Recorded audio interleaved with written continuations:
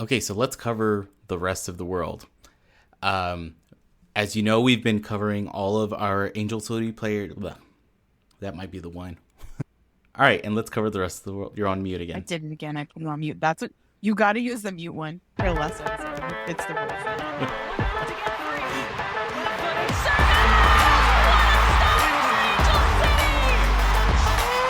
Riley comes in. Angel City on the board. Corner kick presented by Cedar Sinai. Shifty work into the box. And across. It's in. Oh, it's Leroux. It's a dream return.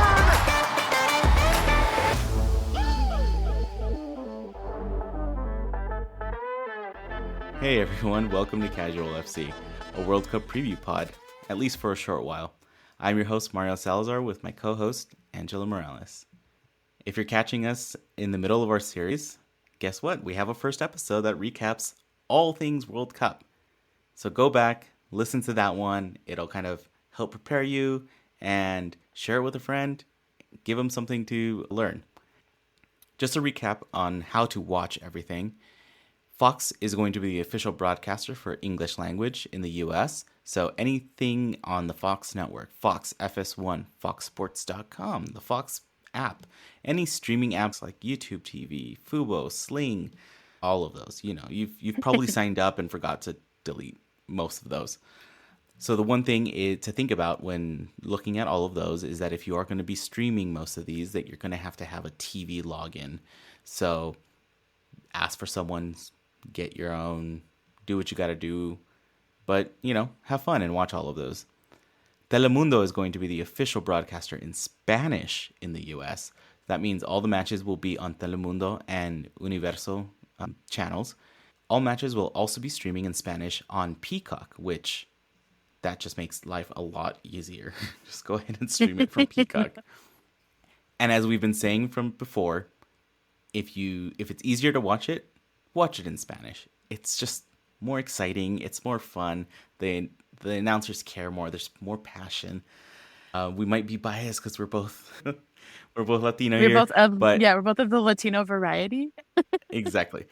Keep an eye on all our social feeds as we're going to be posting TV schedules and upcoming matches once we get out of the group stages too. So we'll be able to tell you where to find it, what time to find it, and if you have time to go hit a bar beforehand. All right, so now let's talk about the rest of the world. Now, we've been talking about all our Angel City players, both on the current team and our Angels on loan, and their national teams and who they're going to play. And that's really how we were initially trying to focus all of this. But you know what? We said we've done more than half of them as episodes. Let's just do the rest of the World Cup. So quick and dirty. This one's going to come at you quick and dirty. This one's going to come at you as a lot of research that just giving you the highlights, and hopefully this gives you some incentive to maybe look up some more info if you wanted to on any of the teams that you might find interesting. So let's start with Group D. We've got England, Haiti, Denmark, and China. So with England, the big story is that 22 out of 23 players are white. I mean, This is kind of scandalous, even though it's England. Okay, you think English, you think, yeah, of course they're white. But honestly, just like the US, that's not the actual makeup Right. of the country. Come on now. And Yeah. there are plenty, in a country where soccer, football is queen, king, royalty, Yeah. monarchy, that whole thing, it's already in their blood. The fact that you're not recognizing everybody else. Big portions of their soccer brain populations. Yeah. Yeah. Given all the past allegations and findings of racism, even from our inaugural season, our own Eni Aluko claiming that Mark Sampson made racist, like Ebola comments about her family coming to the games, and it ended her like playing career. But like, that's just some BS, you know? And Yeah. it also shined a light. Sorry, really quick, like calling out racism should not pull you from the game. If Yeah, anything, like the opposite should have happened. Like the person who said it, granted, 90% of the time, the people that say the shitty thing deny they said the shitty thing because it wasn't important enough for them to recognize that it was said.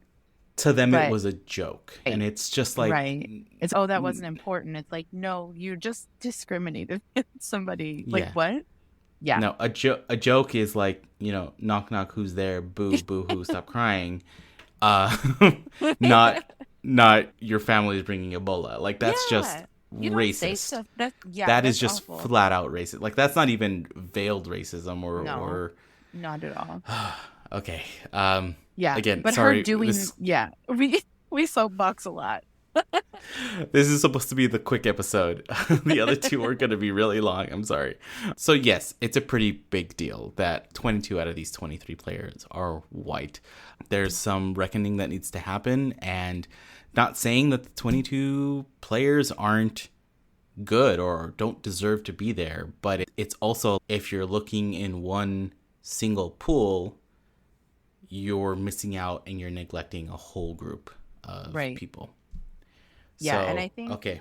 there's a big shift in soccer globally right now to shine a light on what's happening to players who have darker skin, regardless of country. It's happening from like fans yelling at players on the same team saying things to their teammates. Like, it's a lot is coming out right now, but it's that same theory that all these things can exist in the dark. It's when you start shining the light on it that we're able to shut down the garbage part of things. So as hard as it is, in a way, people talking about it is very good. Anyway, back to good things. Okay, so back to good things. Now we've got Rachel Daly, who played for the Houston Dash, including being the captain for a number of years. Yeah, fantastic. fantastic. And they've been trying to play NWSL representation. Just so good. Yeah. I'm sorry, so I they've need been to stop trying interrupting you. It's all good. They've been trying to play her as a right back, but they're finally playing her in her natural position. So hopefully Rachel gets the spotlight that she deserves. We've got Jordan Nobbs, who we both believe missed the last World Cup and probably could have been... You know what? This is a quick episode. Let's keep going. She'll be itching to have a massive impact on the game. That'll be really important. Lauren James, just nasty. That's all. Just keep an eye on Lauren Just James. so good. Yeah, so good. And then also, as with the plague of the NWSL, the plague of, unfortunately, what seems to be the women's league or the women's sport of game, knees. Just lots of knees. Lots of knees. Bad knees everywhere. So a handful of players on the English team, I think it's 2, maybe 3, are out with ACL tears. There's an epidemic of ACL and different knee injuries happening throughout women's soccer. And granted, a lot of these have happened for a long time, but not at the amount that we're currently seeing. There was a really interesting video from The Athletic. The Athletic has a YouTube channel called Tifo, and there was actually a really specific episode about ACL tears and the women's game. I need to watch that. I'll send it to you. I'll share it on our socials. It's really informative. Mm-hmm. It's really eye-opening, and it's one of those things where, okay, there's steps that can be taken and should be taken. So hopefully in the coming years, it's something that it's one of those things where like ACL tears in a sport where you're running all the time and turning on a dime is not... Yep. Is going to still be common, but at least less common than it is right now. Yeah, you shouldn't have like half of the top 10 players in the world out with multiple knee injuries where they're needing multiple surgeries, multiple corrective action. US-wise, Kristen Press just announced she's prepping for her 4th knee surgery since she tore her ACL last season. The reason we haven't seen her all year. She's still been on the season-ending injury list. Devastating. It's devastating as a fan. It's devastating as a player. It's so mentally difficult to come back from even the smallest of injuries. But for something like that, like Sam Mewis had her 2nd surgery a few months back. And it's like, these 2 women are stalwarts in the U.S. soccer culture. And to see them sidelined for reasons we don't really understand as a group right now is hard. And I know it's going to be the same for the English fans and English players and all of the other players that are dealing with this right now. Yeah. So if we keep moving on, we've got Haiti in this group also. Just like Jamaica, this team is made up of multiple collegiate players, and a lot of them coming from collegiate programs here in the US. We tried looking for info. We're kind of having a hard time. They last made big waves in 91, and we're looking to see big stuff from Haiti. And you know what? Again, we've talking about these underdogs, these kind of like low-lying teams. You never know. They're probably going to pop up and kick you in the rear and make some waves again. So in Denmark, we've got 2 NWSL players playing for the North Carolina Courage, in Rike Madsen and Mile Guile. So players to watch, NWSL, they're going to be back with us in the normal season once the World Cup is over. We also have Pernille Harder, who's honestly the player to watch. Huge scoring threat for Denmark. So it's going to be, keep an eye on the Harder name of the jersey. And then we've got China. And then with China in Group D, we've also got these amazing, we've talked about these previously, about the Nike commercial campaign that... Oh, they're so good. They're just so good. There's been amazing ones for Rapinoe, for Sam Kerr, for Dabinia. And we've also got an amazing one for Wang Shuang, who plays in the NWSL with Racing Louisville. So honestly, just the entire commercial is in her native language, and I don't understand it. I need to find what, because it's the one commercial that has the most talking out of all of them. Oh. I've been watching all of them today, and I've all watched of them the majority, have been. But I haven't watched hers yet, so I'm excited. Hers has a lot of dialogue in it. I want to find the translation. I want to find like the transcript of what it actually says, because it has all this like dialogue, and it's this really cute thing about like her. It's this animated thing with her playing with this like heart, who's playing the goalie, encouraging her to go, and it's great. Go watch them. Go to Nike Football, the YouTube channel. Watch all the episodes, all the commercials. They're all amazing. So that's for China. Moving on to Group G, we've got Sweden, South Africa, Italy, and Argentina. So with Sweden, we got a little beef with them. They knocked us out of the Olympics in 2016. Yep. And in our arch rivals of the wave, we've got Sophia Jacobsen. Not only do we have our own personal Angel City arch rivals here, but we've also got our U.S. arch rival here. You know, double on you, Sophia. And some other players to watch are... Oh, okay. We've got some names. Fluxsteinus, Seeger, Aslani, I believe, and Eriksson. Sweden is just generally a powerhouse. They're a solid team. They're so good. And, like, it's not necessarily that they're unbeatable in the way that the U.S. isn't unbeatable, but they were always going to be competitive. Always. Regardless of who they're playing. If I remember correctly, I remember seeing a news article about this, and I looked it up.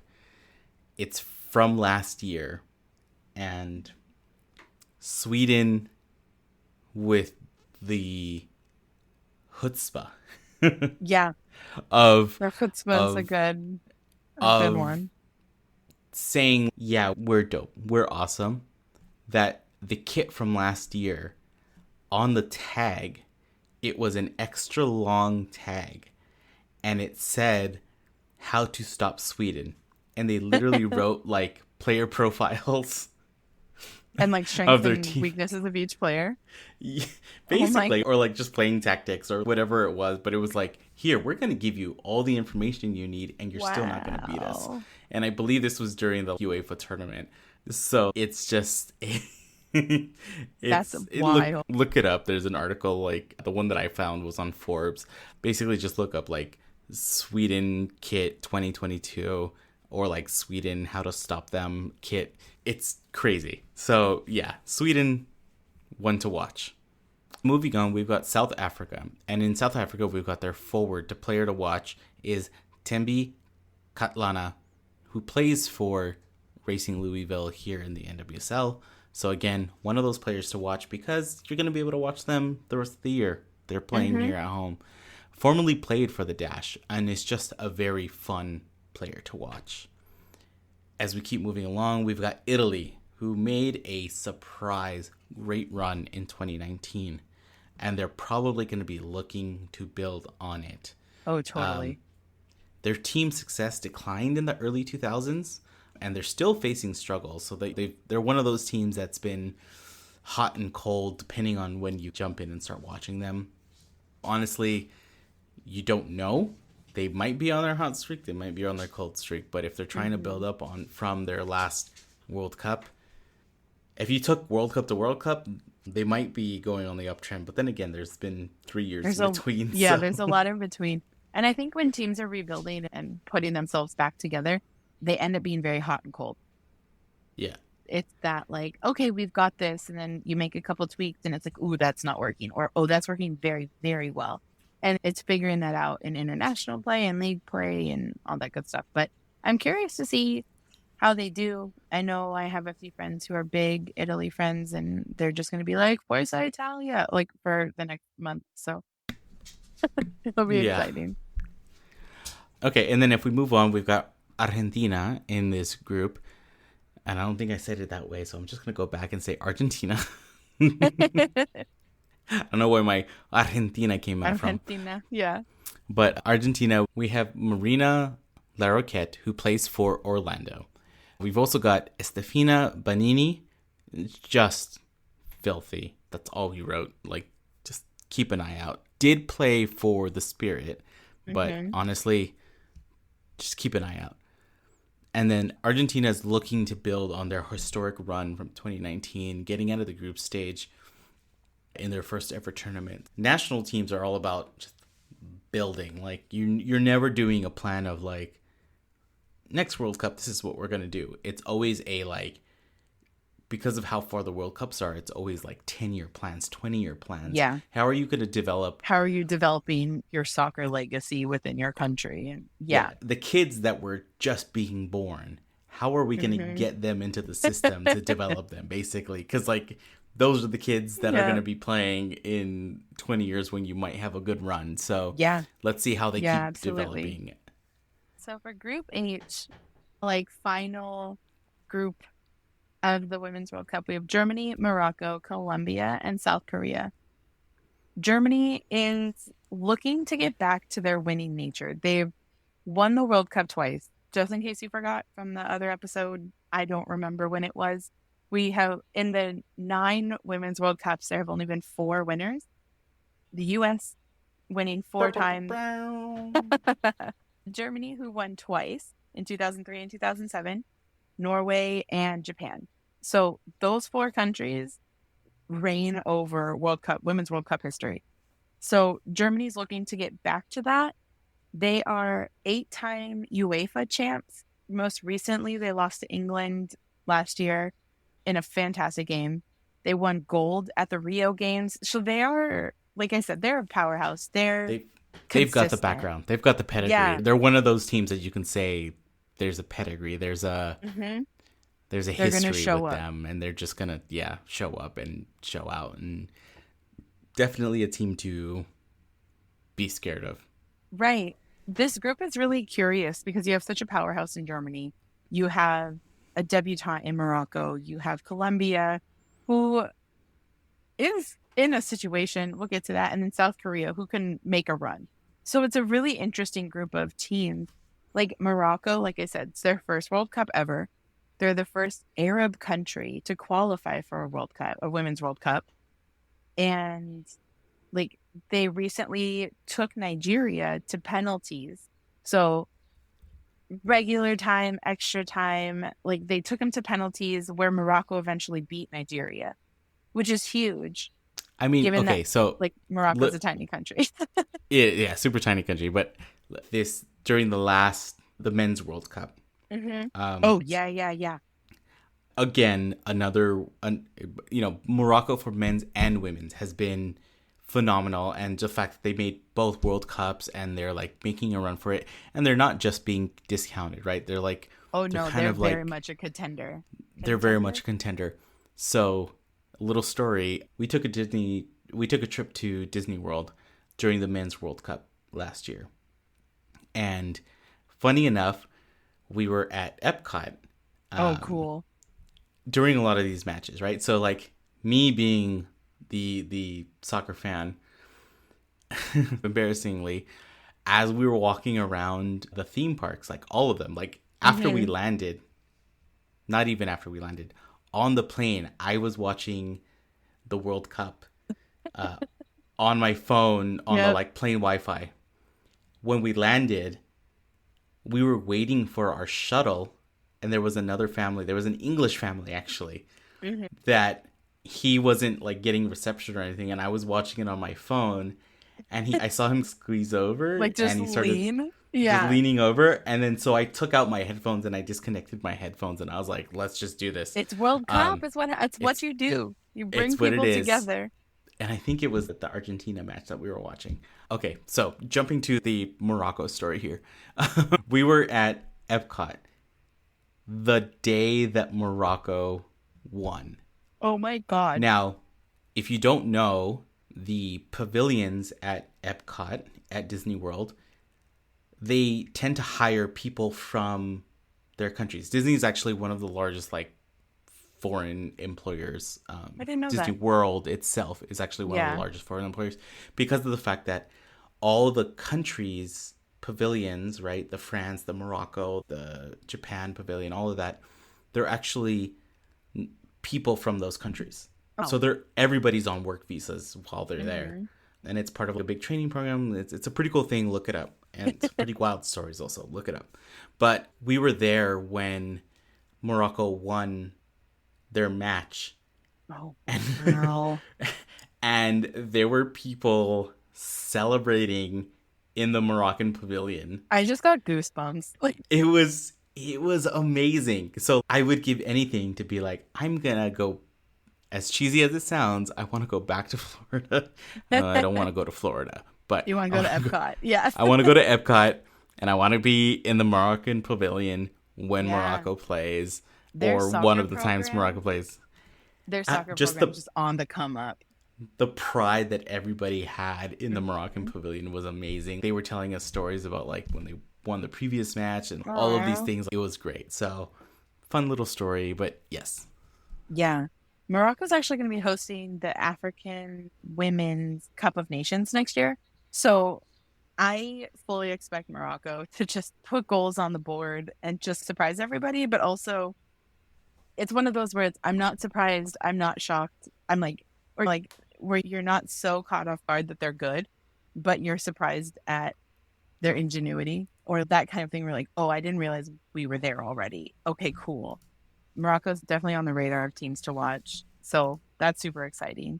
We mentioned it in a previous episode leading up to this next team that there was a not so friendly match that was played or attempted to be played in the last few weeks against Colombia and Ireland. Colombia is in this group H. So it's going to be a very interesting thing to watch. Their transition from the not so friendly against Ireland that only lasted 20 minutes to how they present themselves on the world stage, how they play against other teams, what happened. There are a lot of things to talk about when it comes to the match versus Ireland, things that players said, coaches said. I think one of the comments out of Colombia was that the Irish players were being quote unquote girls and they were fragile. There was some like derogatory comments out of Ireland. Everybody's just mad. That was a rough game. So yeah, there's a lot, very chippy. Like there will be a lot of smack talking for the sake of both of their teams, health wise, sanity wise, and the like global respect of both federations. I hope they don't get matched up. Like I don't want it. I want to see both of these teams do well and succeed. I'm not here for the bullshit. Like as much as I love physical play and teams that are ready to do what they need to do to win, not at the cost of other players, I don't see the point. And I am incredibly competitive. Like I'm very much play the mental game, play the long game person when it comes to competing. It's a long tournament. As short as it is, it's a long tournament. It's a long tournament. Yeah, and it's like, don't do that. So I'm curious to see how they bounce back. I hope they have a good showing. I think every team deserves to be there, so show up. I don't know. I don't know much about the team. I haven't seen them play a lot personally. I'm kind of coming in based on what I saw in the Ireland not so friendly, because that's the only thing I can call it. Yeah, the not so friendly 20-minute match. So we'll see. Like I said, this group to me is very curious because I'm not sure how any of these teams are going to show up. With that said, South Korea is another kind of dark horse, I think, coming into this. They look like they could surprise a lot of people who not necessarily count them out, but don't count them in, where it's okay. Yeah, they might do okay. In one of their recent games, one of their players scored an absolute just insane goal from outside the box on a free kick, and she just stood there and was like, what? It was one of those, she was so far back and just chipped it over the wall, chipped it over the keeper, and it just like bloop went in, but it looked so easy. I hate to use this, but it honestly was like the cutest reaction to like a goal. It was so innocent. Like, what? And then like, it was, she honestly did not expect what was about to happen. No. It was a banger. I remember seeing it all over social media. It flew over everyone. I think it went like top corner, right? Yeah. Like, just dropped in top corner. Like, and her reaction. Stunned. Yeah, truly stunned. She just stood there and just put her hands on her face like, what? Just so amazed that that's what happened, because you could tell that's not what she was trying to do, but it's what happened. So, yeah, absolutely. They could surprise all of us. I hope they do. So that's the rest of it. That's the everybody else of the world who's competing in the World Cup. There's so much more information to come. I think if we had done a breakout episode for every group, we would be talking until August about the complexities of each team. I'd have to be drinking like tea and honey and doing all of the things about my voice. So yeah, I really hope that everyone has enjoyed the recaps that we've done. If you have, let us know, give us a thumbs up. And we've honestly just been doing this for fun, and it's been fun for us. It's been a lot of fun. Hopefully you guys have enjoyed the same experiences we have, and yeah, this is going to be an exciting tournament. Definitely. Check out all of our socials at Casual FC Pod for TV schedules for all the groups.